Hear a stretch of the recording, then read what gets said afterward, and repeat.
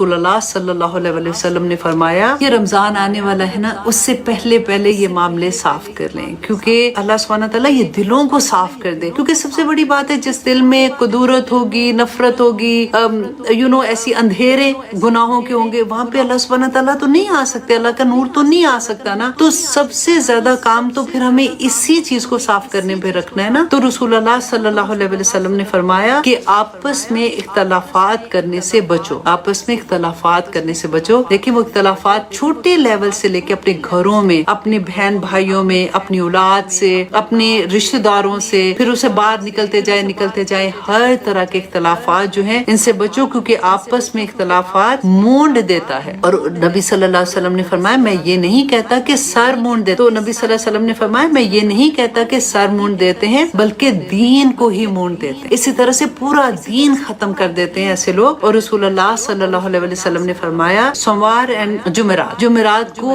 अल्लाह सुब्हानहू तआला के सामने हमारे अमाल पेश किए जाते हैं। एवरी मंडे और एवरी थर्सडे को हमारे अमाल अल्लाह सुब्हानहू तआला के सामने पेश होते हैं, और अल्लाह सुब्हानहू तआला देख के उनको बड़े खुश होते हैं। जिनके नेक अमाल जाते हैं ना, तो फिर खुश होकर अल्लाह सुब्हानहू तआला अपनी रहमतें उन पे नाजिल करते हैं। लेकिन फिर रसूल अल्लाह सल्लल्लाहु अलैहि वसल्लम ने फरमाया कि इसीलिए वो मंडे एंड थर्सडे का रोजा रखते थे। नबी सल्लल्लाहु अलैहि वसल्लम की ये रूटीन थी कि हर मंडे और थर्सडे को रोजा रखते थे। वजह क्या थी कि इन दो दिनों में नामा अमाल अल्लाह सुब्हानहू तआला के सामने जाता है, तो अल्लाह सुब्हानहू तआला को नबी सल्लल्लाहु अलैहि वसल्लम पे मोहब्बत आए कि मेरा बंदा भूखा प्यासा मुझसे दुआएं कर रहा है। तो देखें जरा कि हम कैसे चीजों में आ जाते हैं। और नबी सल्लल्लाहु अलैहि वसल्लम एवरी मंथ वो 3 दिन का रोजा रखते थे, जिनको अयामे 20 का रोजा कहते हैं ना, 13, 14 और 15 का रोजा रखते थे। ये उनका रूटीन वाला काम था ना। तो अब नबी सल्लल्लाहु अलैहि वसल्लम ने फरमाया कि जब उन मुसलमानों के अमाल पेश किए जाते हैं जिनकी आपस में इख्तलाफ हो, क्योंकि इन 2 दिनों में जब फरिश्ते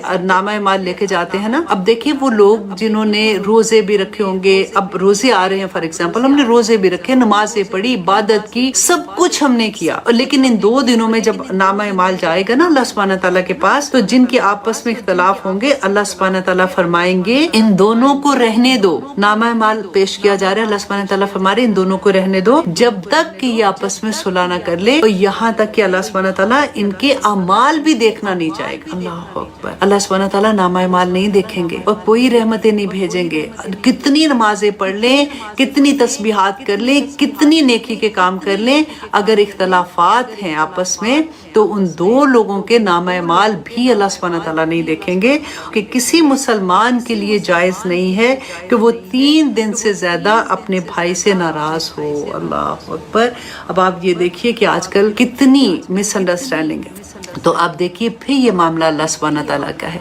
अल्लाह सुब्हानहू तआला को आप देखिए क़यामत के दिन ना, हमने तो अपना हिसाब देना ना, तो आप अपना मामला साफ रखें। अगर आपको ये पता चल गया है ना अब, तो आप अपना मामला ये रखें कि जहाँ कहीं भी इख्तलाफ था या है या होगा, वहां पे अपने आप को क्लियर रखें कि नहीं, मुझे ये नहीं करना, क्योंकि मेरे तो अमाल ही जाके अल्लाह सुब्हानहू तआला नहीं देख रहे कि मैं क्या कर रही हूँ, तो बाकी तो मैं तो खसारे में चली जाऊंगी, बैंकरप्ट हो जाऊंगी वहां जाके।